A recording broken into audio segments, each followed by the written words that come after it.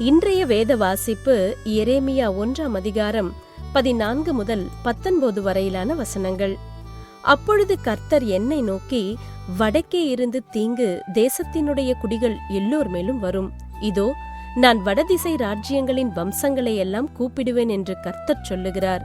அவர்கள் வந்து அவனவன் தன் தன் சிங்காசனத்தை எருசலேமின் ஒளிமுக வாசல்களுக்கும் அதன் சுற்று மதில்கள் எல்லாவற்றிற்கும் விரோதமாகவும் யூதா தேசத்து எல்லா பட்டணங்களுக்கு விரோதமாகவும் வைப்பார்கள்.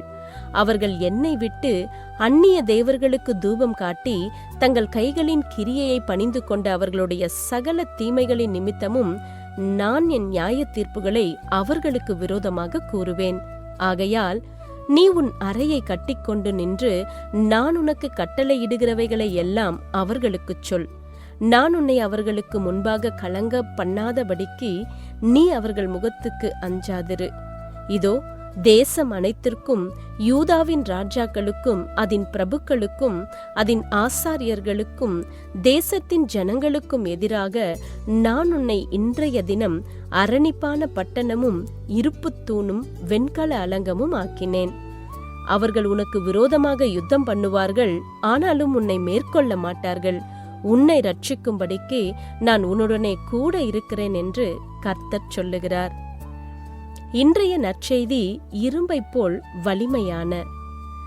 இரும்புரை வண்டுகள் என்று அழைக்கப்படும் வண்டுகளின் கடினமான வெளிப்புற அமைப்பு அதை மற்ற உயிரினங்களிடமிருந்து பாதுகாக்கின்றன. அதில் ஒரு குறிப்பிட்ட வகை மிக அதிகமான அழுத்தத்தையும் தாங்கக்கூடியவை. அந்த வண்டுகளின் வெளிப்புற ஓடானது அதிக அழுத்தத்தின் போது உடைந்து நொறுங்காமல் விரிவடையக்கூடிய தன்மை உடையது. அதனுடைய தட்டையான அடிப்பக்கம் விரிசல் ஏற்படாமல் பாதுகாக்கிறது. அதனுடைய உடல் எடையை காட்டிலும் 40,000 மடங்கு அதிக அழுத்தத்தை அதனால் தாங்க முடியும் என அறிவியல் ஆய்வு கண்டறிந்துள்ளது. இந்த பூச்சி இனத்தை தேவன் எந்த அளவிற்கு பாதுகாப்பாய் வடிவமைத்தாரோ அதே அளவிற்கு எரேமியாவையும் பாதுகாப்போடு தேவன் நடத்தினார். இஸ்ரவேலுக்கு பிரியமில்லாத செய்தியை அறிவிக்கப் போகும் இந்த தீர்க்கதரிசி அதிகபட்சமான அழுத்தத்தை சகிக்க வேண்டியுள்ளதால் தேவன் அவரை இருப்புத் தூணும் வெண்கல அலங்கமும் ஆக்குவேன் என்று வாக்கு பண்ணினார். தீர்க்கதரிசியை யாரும் வீழ்த்தவோ செயலிழக்கச் செய்யவோ மேற்கொள்ளவோ முடியாது. தேவனுடைய பிரசன்னத்தினாலும் பாதுகாப்பினாலும் அவருடைய வார்த்தை உறுதியாய் ஸ்தாபிக்கப்படும். தன்னுடைய வாழ்நாள் முழுவதும் எரேமியா தவறாய் குற்றம் சுமத்தப்பட்டு கைது செய்யப்பட்டு அடிக்கப்பட்டு சிறையில் அடைக்கப்பட்டு கிணற்றில் தூக்கி எறியப்பட்டு துன்பங்களை அனுபவித்தாலும் அவன் ஜீவித்தான். தன்னுடைய மனரீதியான அழுத்தத்தையும் மேற்கொண்டு எரேமியா ஜெயம் எடுத்தான்.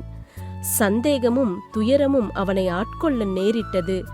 தொடர்ந்த நிராகரிப்பும் பாபிலோனிய படையெடுப்பை குறித்த பயமும் அவனுக்கு மன அழுத்தத்தை ஏற்படுத்தியது. எரேமியாவின் ஆவியும் சாட்சியும் உடைக்கப்பட வண்ணம் தேவன் எரேமியாவுக்கு தொடர்ந்து உதவி செய்தார்.